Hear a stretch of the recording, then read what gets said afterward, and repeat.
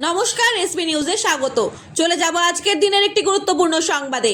শিক্ষক দিবসে মেদিনীপুরে শিক্ষক সম্মাননা জ্ঞাপন অনুষ্ঠান, উপস্থিত বিরোধী দলনেতা শুভেন্দু অধিকারী।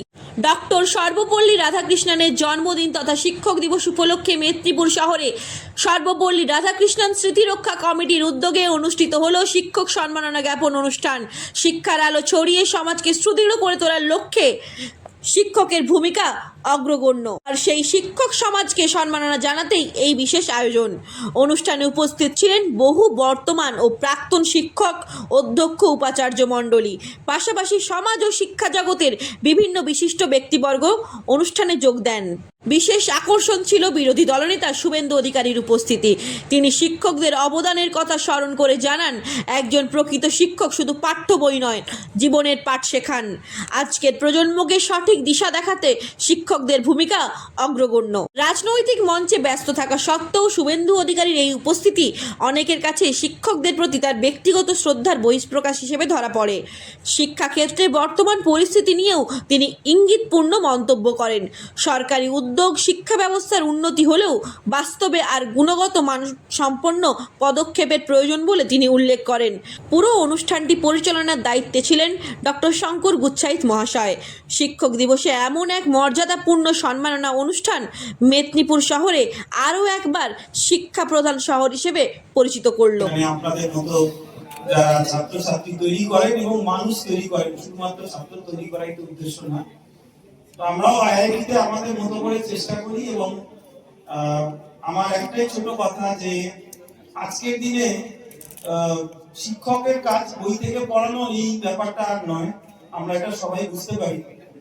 এবং আমাদের যাকে ভারত সরকার কয়েকদিন আগে আমাদের ভারতবর্ষের অত্যন্ত গৌরবের জায়গা, গর্বের জায়গা খড়গপুর আইআইটির ডাইরেক্টর হিসেবে মনোনীত করেছে।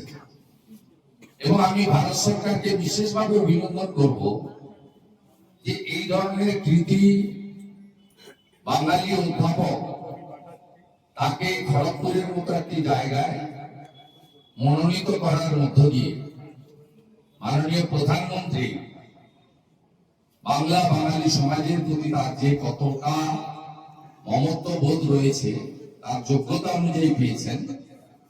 কিন্তু আমরা দেখেছি ভুবনেশ্বর এইমসেও ডাক্তার আশুতোষ বিশ্বাস থেকে শুরু করে একটা লম্বা লিস্ট আমার কাছে আছে যে বাঙালি অধ্যাপক, ডক্টর, ডাক্তার তাদেরকে কিভাবে ভারত সরকার স্বাধীনতার পরে বিভিন্ন নক্ষত্র প্রতিষ্ঠানগুলিতে দায়িত্ব দিয়েছেন। তাই আমি দেশের সরকারকে বিশেষভাবে অভিনন্দন জানাবো। আমাদের এই এইচওডি আছেন সংস্কৃত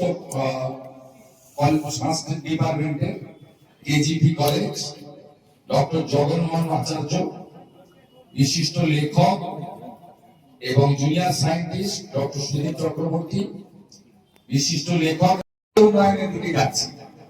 আমাদের দেশে এখনো কৃষক, শ্রমিক, নিম্নবিত্ত এবং অর্থনৈতিকভাবে দুর্বল মানুষের সংখ্যাগরিষ্ঠতার বিচারে সংখ্যাগরিষ্ঠ।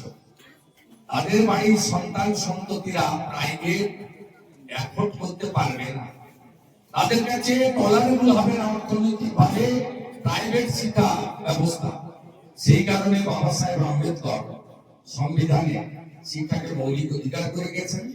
সেই কারণে অটল বিহারী বাজপেয়ী প্রধানমন্ত্রী ছিলেন, ভারতরত্ন। তিনি সর্বশিক্ষা অভিযানের মতো ব্যাপক শিক্ষার ক্ষেত্রে অভিযান, মিড ডে মিল, সমগ্র শিক্ষা মিশনের মাধ্যমে সাধারণ ছাত্রছাত্রী, অর্থনৈতিকভাবে দুর্বল পরিবারের জন্য ছাত্রছাত্রীদের জন্য mid day meal, uniform, bag, জুতো, বই, চক, ডাস্টার, ব্ল্যাকবোর্ড সব দিয়ে গেছে ভারত সরকার। অটল বিহারী বাজপেয়ী করেছে। পরবর্তীকালের সরকারগুলো যে করেনি তা নয়। রাইট টু এডুকেশন বিলে শিক্ষাকে সাংবিধানিক অধিকার দিয়ে গেছে। কিন্তু আমরা যে রাজ্যে বসবাস করছি 2025 সালের শিক্ষাবর্ষের চিত্র কি? চিত্র এটাই, 6 জুলাই 2025 উচ্চ মাধ্যমিকের রেজাল্ট বেরোলো। 3.5 মাস পরে ভর্তি শুরু হলো। যাদের টাকা আছে তারা কেউ কলেজের জন্য অপেক্ষা করলো না, সব প্রাইভেটে পাঠিয়ে দিল। প্রাইভেট প্লেয়াররা 1000 কোটি ব্যবসা করলো। তারপরে যা পড়ে থাকলো আমাদের সাধারণ বাড়ির ছেলে মেয়েরা 3.5 মাস পরে আমরা একটু জিনিস দেখে, আমিও 1989 এইচএস পাস করেছিলাম, 3 দিনের মধ্যে ভর্তি প্রক্রিয়া শুরু হয়ে গেছে। ভোরবেলা উঠে ফর্ম জমা দিতে হয়েছিল। মেধা অনুযায়ী ভর্তি হতো, তখন অনলাইন চালু হয়নি। আমি অ্যাকাউন্টিংস অনার্সের প্রথম লিস্টের সুযোগ পেয়েছিলাম মেধা অনুযায়ী, আমার নাম্বার অনুযায়ী। সেই জিনিস আজকে কোথায়? আমরা যেন সব হারিয়ে ফেলছি। কেন? গোটা ভারতবর্ষের সব রাজ্যে জয়েন্ট এন্ট্রান্সের পরীক্ষা কমপ্লিট করে কে ডাক্তার হবে, কে ইঞ্জিনিয়ার হবে, সে তার সমস্ত কিছু বেছে নিল। আমাদের এখানে 3.5 মাস পরে জয়েন্টের রেজাল্ট বেরোলো। অধিকাংশ ভালো ছেলে মেয়েরা সব অন্যান্য রাজ্যে ডাক্তারিতে সুযোগ নিয়ে নিল, ইঞ্জিনিয়ারিং এর সুযোগ নিয়ে নিল। বাংলা এত কোথায় গেল? ওরা কলকাতা পুলিশ নয়, মমতা পুলিশ, যারা অভয়ার বাবা মাকে টাকা দিয়ে কিনতে চায়, ওরা ওদের গায়ে, ওরা ওদেরকে পুলিশ হিসেবে বলবেন না। দাদা, কাল বাদে পরশু তো এসএসসি পরীক্ষা, আজকে শিক্ষক দিবস, কাল বাদে পরশু এসএসসি পরীক্ষা, এবারেও কি দুর্নীতি হবে না তার কোনো প্রমাণ রয়েছে? শিক্ষকদের মধ্যে, শিক্ষাকর্মী বাদে 1806 জনের নাম বের করেছে, 152 জন টেন্টেডকে পরীক্ষায় বসাচ্ছে। এই পরীক্ষা বাতিল হবে। 152 জন টেন্টেডকে পরীক্ষায় বসাচ্ছে, ইনক্লুডিং মুখ্যমন্ত্রীর ভাইজি বীরভূমের কিডন্যাপার। ফের টাকার কথা উঠেছে আজকে ফেসবুক ব্যাপক। আমি তো আগেই বলেছি, এবারে ও এমআর টেম্পার হবে না, প্রশ্ন বিক্রি হবে। এসএসসি আজকে আমার বিরুদ্ধে একটু আগে স্টেটমেন্ট করেছে, বলে যে বিরোধী দল নেতার অভিযোগ সঠিক নয়। পুলিশ, আমি বলছি এই এসএসসি হচ্ছে চিটিংবাজ, ফেরেববাজ, 420। মোট শিক্ষক শিক্ষিকা টেন্টেড ছিল 1958 জন। 1806 জনকে টেন্টেড ডিক্লেয়ার করেছে, একটু দূরে করেছে।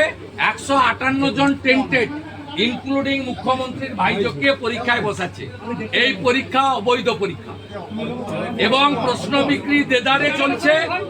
স্কুলগুলোতে প্রধান শিক্ষকদের একাংশ এবং তৃণমূলের নেতারা বলছেন যে খাতা খুলে দেখবে,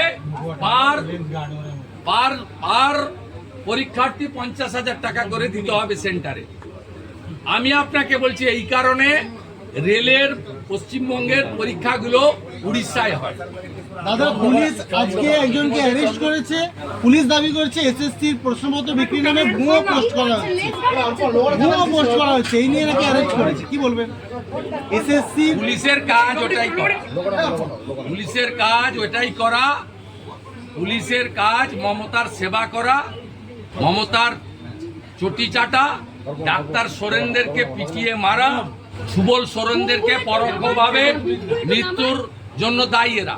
দেবরাতে ডাক্তার সোরেনের ইস্যুতে প্রতিবাদ করতে গিয়ে এখানকার যে বালি মাফিয়া এসপি এবং পুলিশ আছে তারা অত্যাচার করেছিল জানেন।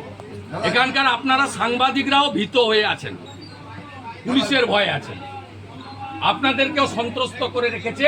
আমার কাছে স্পেসিফিক ইনফরমেশন আছে। जाएगा लेकिन बंगाल में नहीं हुआ, और बंगाल में सिनेमा हॉल में नहीं होगा, हर मोबाइल में चला जाएगा बंगाल फाइल्स। 1946 में हिंदू जेनोसाइड जो हुआ था, गोपाल मुखर्जी ने रुका था, वो छुपाने का बात नहीं है। 1946 कलकत्ता किलिंग और नोआखाली नरसंहार, ये वर्तमान